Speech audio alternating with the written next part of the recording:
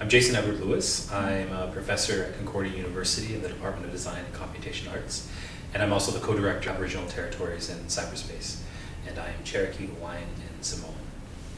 Aboriginal Territories and Cyberspace was set up precisely to look at how Native people are using new media to tell our stories, both as individuals and also as communities.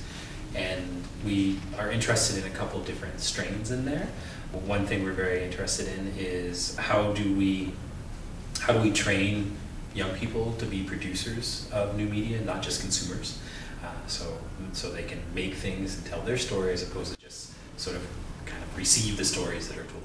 Many different sort of distortions and unrealities about Native people that you see in popular culture in general, and certainly within new media, those things continue because most of the time those works are made by non-Native people who have some abstract romantic notion or maybe negative notion of what Native people are actually like.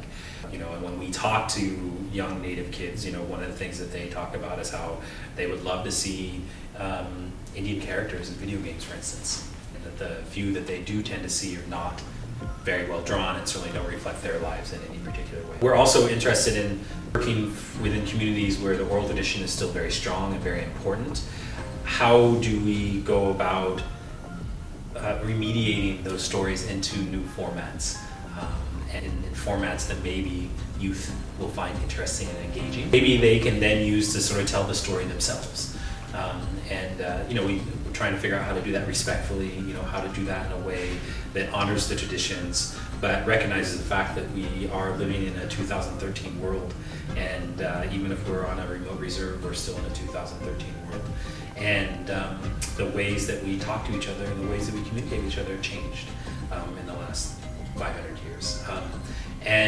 We think it's important that Native people are part of the larger conversations that are going on, regardless of how we might feel about what's going on in the mainstream world or the world outside of the reserve or outside of our communities.